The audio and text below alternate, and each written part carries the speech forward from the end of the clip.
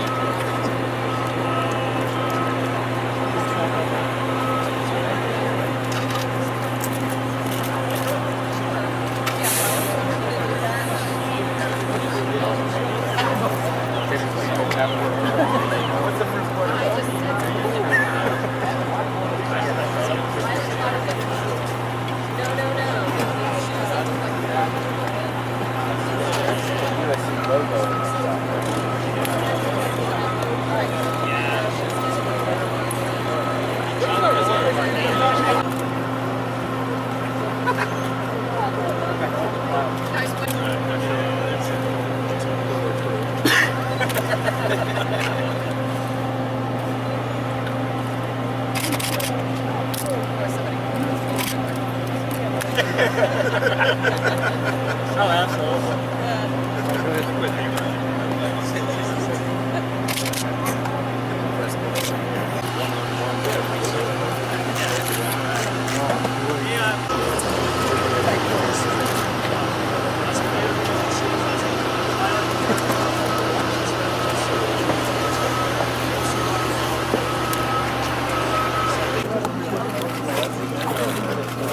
Enterprise is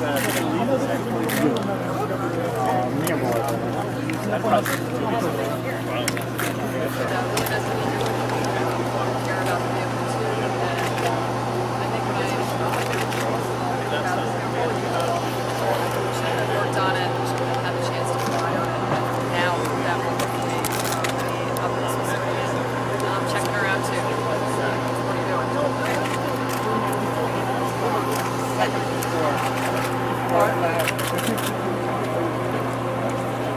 I mean, well, you're anxious. You know, you're ready to go. You've trained a long time, and you're ready to go. But I don't think there's anything that prepares you, especially the first time, for what it's going to feel like. Especially when those solid rocket boosters land. You're really wondering if you're on a launch pad. You're just going someplace really fast. Hello. I'm Britt. Nice Hi, to meet you. nice to meet you too. I'm going to be writing this part for our education page. Okay. And especially for young women out there who are interested in STEM education, what kind of encouragement can you give them about futures in science, technology, engineering? Yeah. Well, you know, I mean, I think when you look at something like this, you know, like at this vehicle, even if you look at just the 747 that it's sitting on, you know, it makes you realize that there's really wonderful things you can do when we challenge ourselves. And I think the thing that's so cool about studying something like science, technology, engineering, math, those STEM things, is that there are so many opportunities that open up for you from doing that. And you know, I studied as an engineer, but I don't think I ever, except for maybe a year and a half out of school, did what I would consider to be, you know, hardcore engineering stuff. But what having that degree did for me was it opened up all kinds of other opportunities to work on cool programs like the Space Shuttle and the space station, and then ultimately work as an astronaut flying in space too. And how old when you saw your first shuttle launch? Oh my gosh, when I saw my first shuttle launch, let's see, I was 16 and, in Clearwater. What does this mean for you to be out here today? You were the last crew, and this is the first one to go. What's your emotion? You know, there's a sense of pride for sure, and I think pride across, you know, for the people across the program. Good, I get you stuff. But you know, I'm sad about it too. I'm sad to see Discovery go, and know that Endeavour and Atlantis will be following soon. And I think it's a long time before we're going to see a vehicle as beautiful and winged and as magnificent as the space shuttles have been. Thank you. What does it mean to have a spacecraft that you flew in go into the Smithsonian into what a lot of people consider the premier collection for the nation? Well, you know, I think it's a really impressive thing. I think it demonstrates the fact that the Smithsonian would be opening its doors for discovery is that, you know, it speaks to the fact that it is a magnificent vehicle. It's something they want to have as part of the collection and to share with millions of people, like Steve said. I think that's an impressive thing. Has it sunk in yet? Has the reality of this sunk in? Was it on land? After the landing? Does it feel over? You know, I think there's it becomes more and more real. I think this is definitely, one of those steps that is going to make it seem more real. I think it's still going to be a while though before it really sinks in. You know, I'm hoping that these new programs we have coming on will work and come up to speed in an efficient way, and we'll be launching new vehicles soon, and that we can be thinking about Discovery and the other space shuttles as the wonderful tools for exploration that they were, and how they set the stage for what we're able to do now. Well, lots of school kids tour the Smithsonian, and when they start touring Discovery, walking around it, what do you hope they take away from seeing this vehicle? Well, I hope they look at it, you look at it and you can't help but be impressed, I don't think. I hope they're impressed by it, and I hope that they look at it like, it's kind of a challenge, because I think when we challenge ourselves, wonderful things happen and new opportunities open up. And, we have that beautiful space station that's orbiting us every 90 minutes, and, it's a testament to the kind of things we can do when we challenge ourselves. Are you going to go up for the DC arrival for the 19th, or? No, we're not. Okay. We're not. My hope is that fairly soon, once they get stuff set up there, I'd love to take my family up there and share it that way. So in that sense, do you think it'll be a little bit odd to be behind the stanchions, or do you think the Smithsonian might give you a special pass to get behind? Actually, I think it'd be kind of cool to be behind the stanchions and see it, be able to feel it that way as well, and see. Have that same experience that other people are going to have, and maybe pass on a hint or two if there's something they should be doing that they're not. Nice to see you. Good to see you. Yes. All right. Oh, yes, I did. Yeah. Probably the chemical likely called Russian scale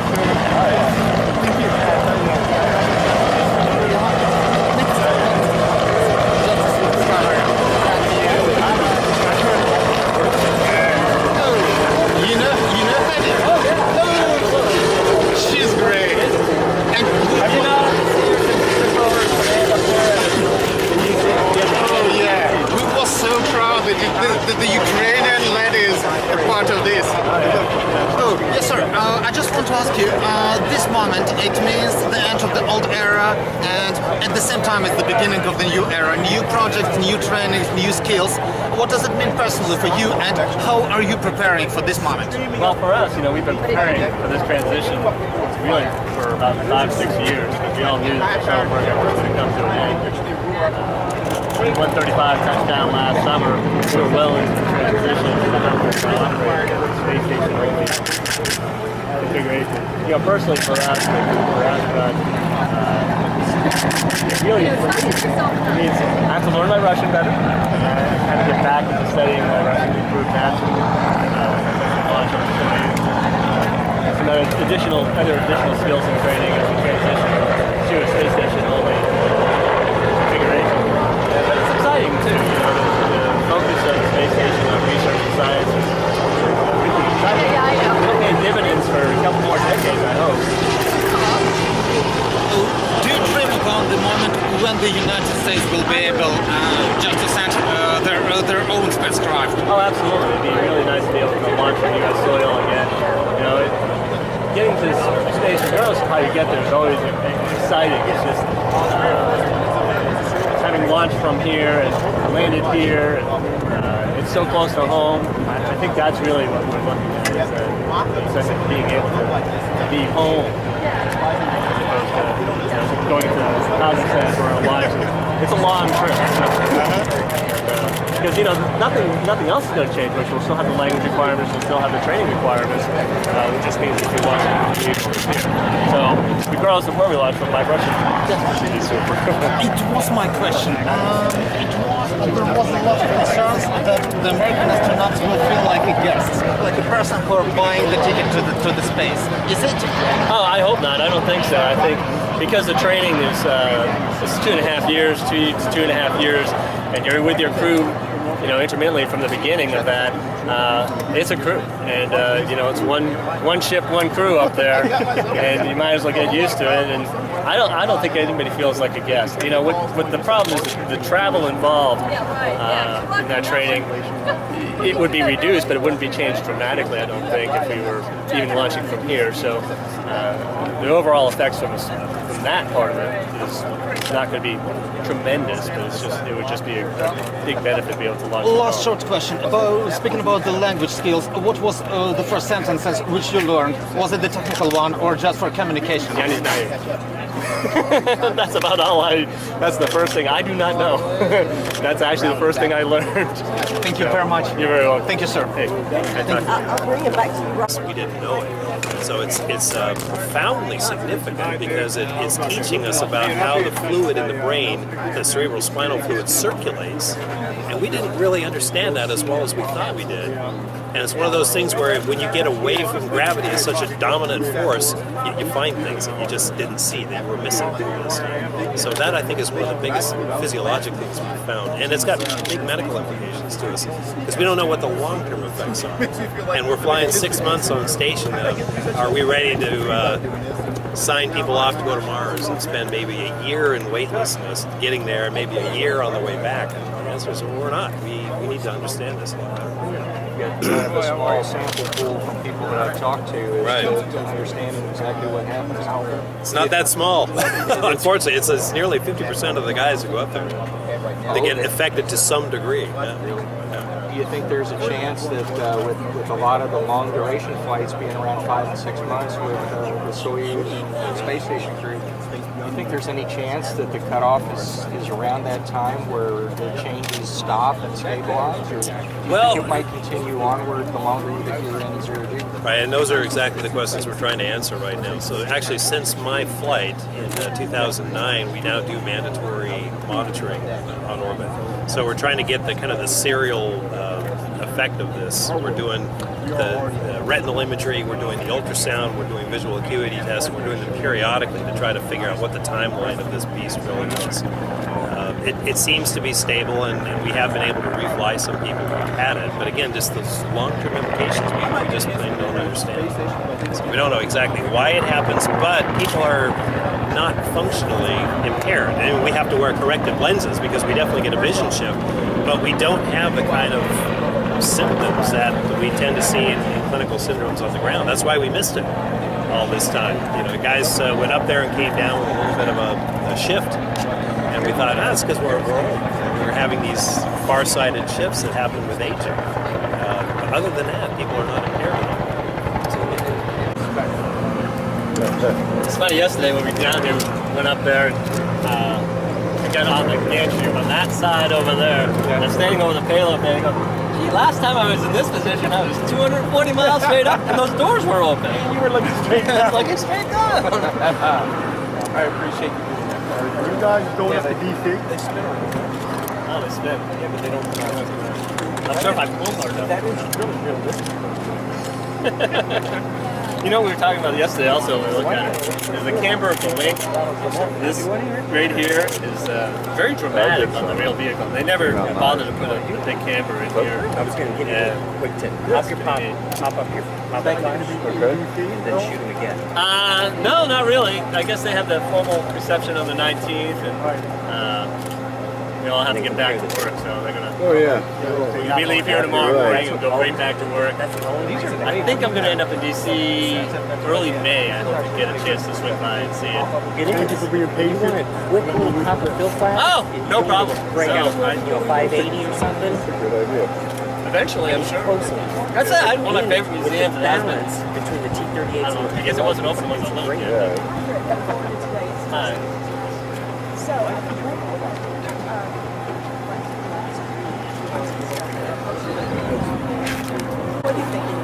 I think it's going the wrong way. Should we be going out to the pad out there? I mean, seriously, it looks fantastic. It looked fantastic when we landed too.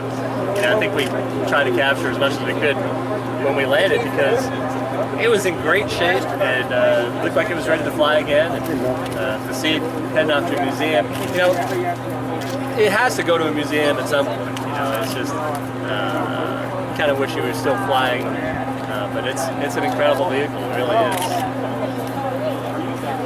Thanks.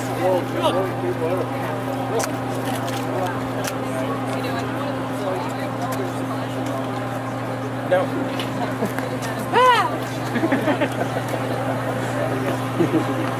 I don't have a helmet to put on my head and shut the thing so I can try to look at you.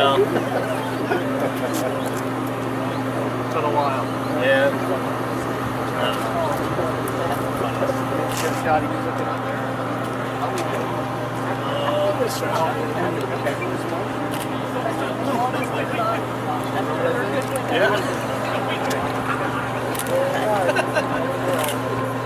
Especially on our 126 video, we put that. There's no images of me getting suited up with my helmet up. So our video, they show everybody getting suited up, and all they show is me sitting there with my visor down. Look at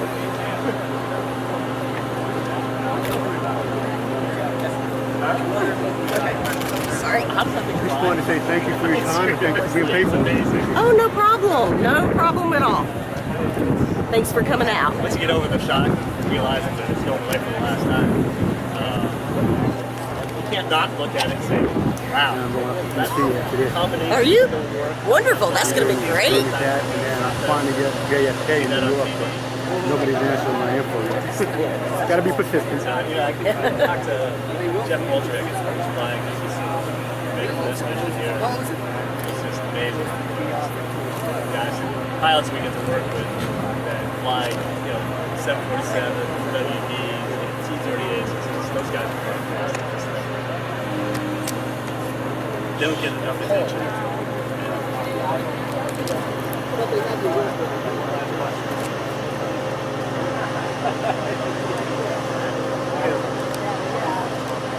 What's it feel like?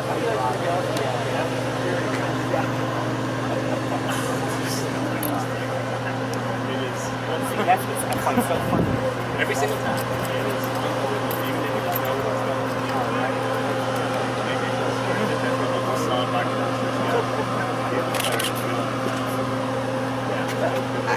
Can't avoid it. I guess that's what.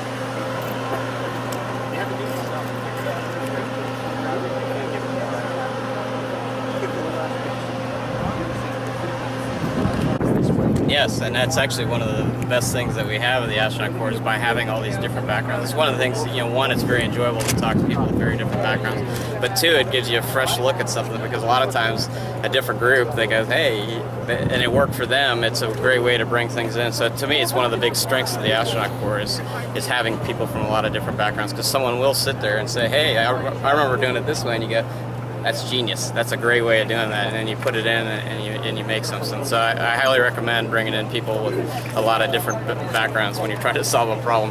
And there's that kind of flexibility because people tend to think of NASA and all the procedures and the checklists, and of course checklists are regimented, but there's that kind of flexibility to bring in new ideas. Oh, absolutely. Wow. And that, to me, that's one of the most important things, especially when you're doing something in space.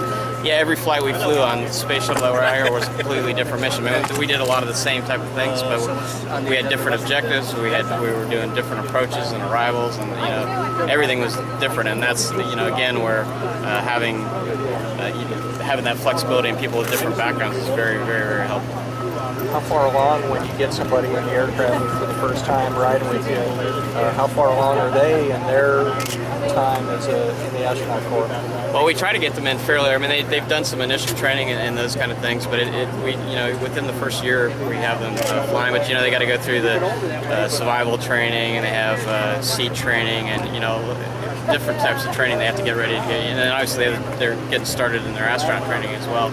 And then we start integrating the flight training, and so we have a checkout program to get them up to speed before we start flying as astronaut crews. And once they are through that checkout program, then we continue to use it on a daily basis. Every time we get in that airplane, we're thinking about what training are we going to get out of it to make us better, not only aviators but better, ultimately astronauts. And that's really what the T-38 is for us, is a way to get us ready for that space flight.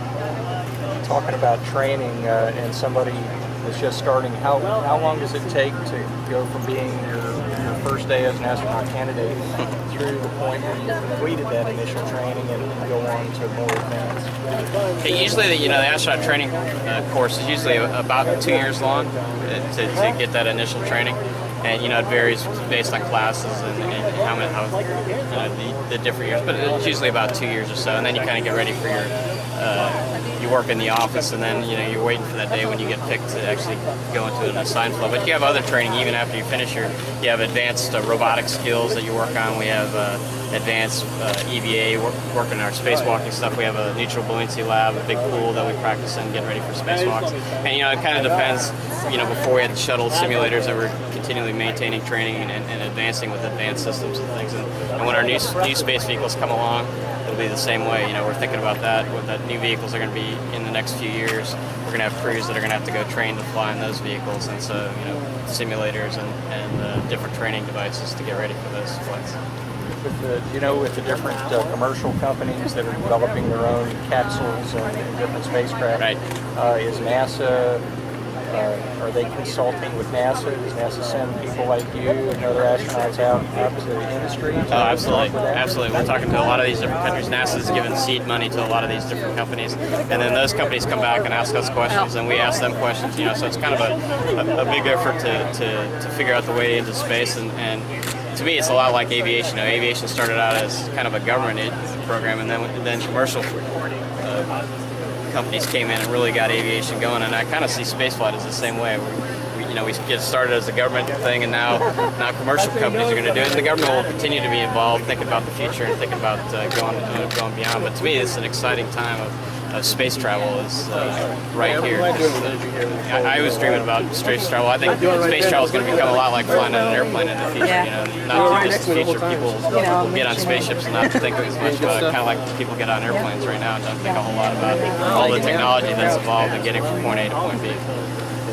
Just remember to fasten their seatbelt. Exactly. Fold the tray tables Figure, up, and why am I late? But when you look out the window and you go, every time I get in an airplane, I sit there and go, it's amazing to me that you can get, you know, a thing with wings into the air and that it flies and it turns and does all, you know, the complexity of the air structure, the radios that we have to talk to people, the navigation aids, you know, the global positioning system that have satellites to locate our position on the planet. We have nav aids on the, you know, you start thinking about all those things, figuring out how the weather works, pictures of satellites, you know, to look at the ground, all these things that are totally involved, but they just become kind of mundane, just like computers. You know, it hasn't really been that long that we've had computers, but now just about everyone here probably has a computer on them that they're physically carrying. And when you think about that, you, to a certain extent, kind of take that for granted. Last question. Sure. I'm curious, what are you doing nowadays as an astronaut? What's your job like? What kind of tasks are you looking to do day to day? You know, most people are doing things as an astronaut, maintaining their training currency, because we're still flying astronauts in space. We have a launch coming up here in Kazakhstan. We're on a Russian Soyuz, and then we have as one of my jobs, I actually go out and see some of these different commercial companies, and we have forums and we discuss things and look at their progress of what they're designing for new space vehicles.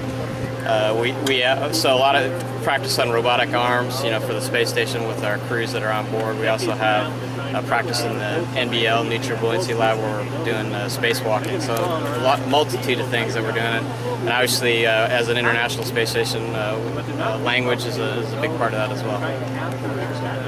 You're quite welcome. It's good to meet you. What planet is he from? What's his physiology like? And I just thought that was amazing that he had to do that. And now I get to do that, because when you go into space, you literally, everything changes. And the human kind of turns into this extraterrestrial, and you have to think totally different. So me and Dr. McCoy were... So you have gotten to meet him? I have not gotten to, I did... well, he passed away. He did, he passed away, yeah. Now, DeForest Kelley, I did not get to meet him. I read everything I could about him.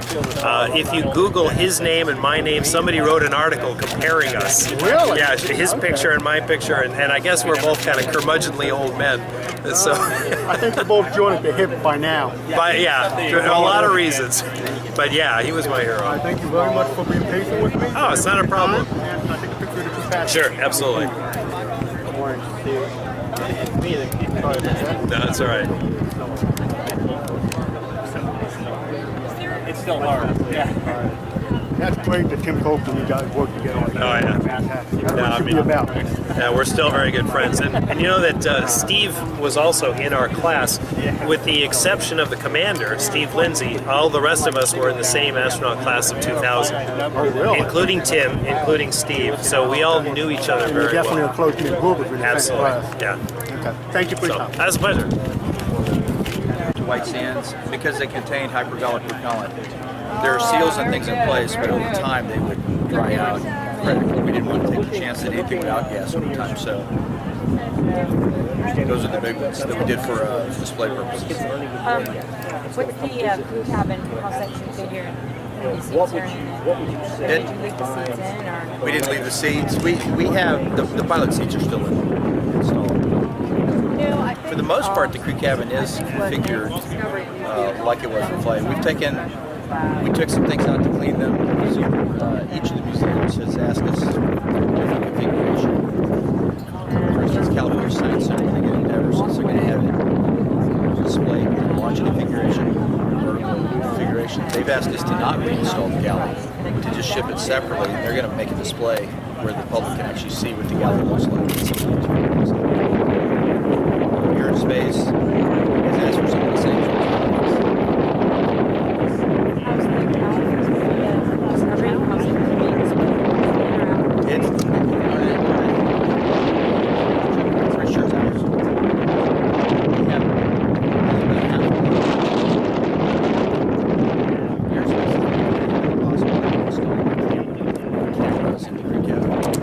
So that people, even though they can't get inside, could look inside and see. So they want it to look like that.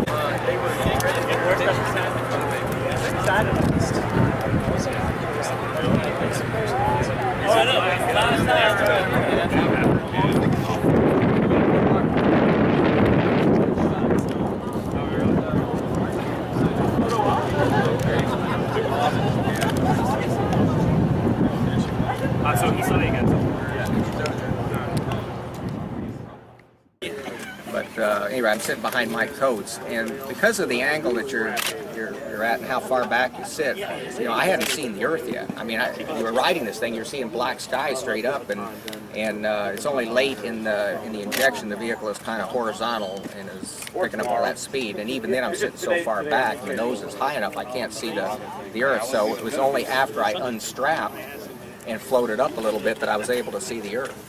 And that was, oh man, what was it like the first time you saw Oh, the Earth? it was like, I mean, I had this sense that I'd seen so many photos of the Earth that from space that it wouldn't be that surprising, but it was. Your eye is so much better than any camera. I mean, it was just.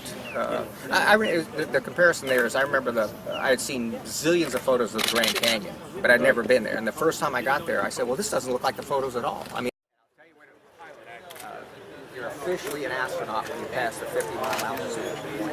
And Hank Hart's was the only veteran on the crew. He was the commander, and he was counting down in the cockpit on the tapes. He was watching the tapes of the altitude. And he's counting down 47 miles, 48 miles, 49 miles, 50 miles. And at that point, officially we're astronauts, and you hear on the intercom everybody cheering, you know, because now I get to put on a gold astronaut pin. You know, we just passed 50 miles altitude. So there was some cheers erupting. And then the next time you heard the cheers was at Nico when the engine stopped. And you get pushed in your seat at 3 Gs, and again the velocity tape is racing up. You're watching it, you know, going to well, nearly 18,000 miles an hour, 17,500 or so. And the motor stopped, you're instantly weightless, and you hear another cheer on the intercom because now you're in orbit. What did you feel like at that point? Again, it was an overwhelming sense of this lifetime dream happening. I mean, it was hard to believe it. I mean, it happened so fast. From liftoff to being in orbit was only 8.5 minutes, or well, about 10 after the Ohmsburg, but it was still, it happened so fast, and it happened. I mean, this is real. I'm up here, you know. It was up until that point, it was all theoretical. You know, you kept thinking there's so many things that can, you know, my health can go bad, or the program can be canceled for some reason, or you're paranoid about it. And now it happened, and it is this incredible release, this incredible joy that now you're in space, looking down on the Earth, and this lifetime dream has happened. Yeah, it is amazing. And then you had to focus on the mission, which was pretty complicated. Right. Yeah. I'll tell you the first thing, though, I was a mission specialist sitting behind Mike Coates, the co-pilot position. We call him pilot, commander and pilot.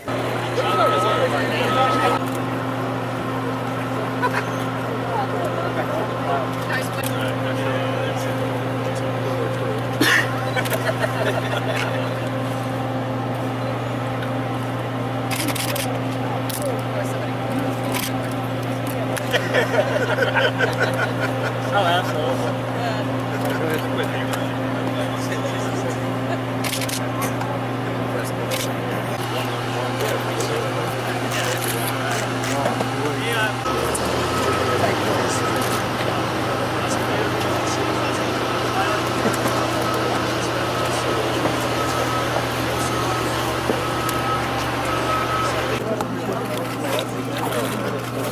Enterprise is